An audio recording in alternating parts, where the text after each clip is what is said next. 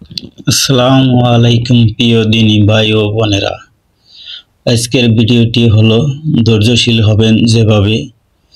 আপনি যদি ধৈর্যশীল হতে চান তাহলে ভিডিওটি না টেনে পুরো ভিডিওটি দেখবেন। ধৈর্য অনেক বড় একটি পরীক্ষা, যে পরীক্ষায় আমরা সবাই পড়ে থাকি।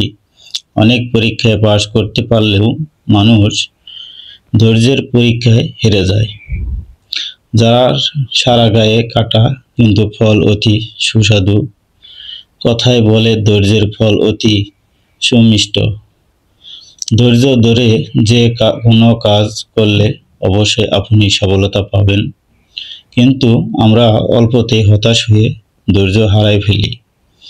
ধৈর্যের পরীক্ষা সাধারণত বন্ধ দরজার ভিতর ঘটে, সবাই এতে উত্তীর্ণ হতে পারে না।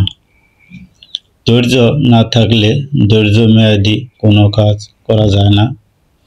জীবনের সকল কিছু করতে গেলে, ভালো কিছু করতে গেলে, নিজেকে প্রতিষ্ঠিত করতে চাইলে অবশ্যই আপনাকে ধৈর্যশীল হতে হবে। কিভাবে ধৈর্য বৃদ্ধি করা সম্ভব?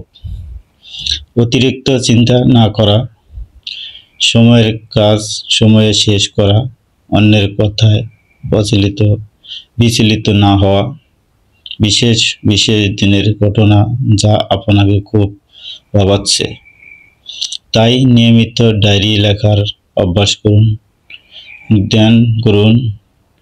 ধ্যান ধৈর্য শক্তি বাড়ানোর অন্যান্য কার্যকরী উপায়। যে কোনো মানসিক চাপ থেকে মুক্তি লাভের উপায়। একাগ্রতার সাথে আল্লাহর ধ্যান, আল্লাহর ধৈর্য আরও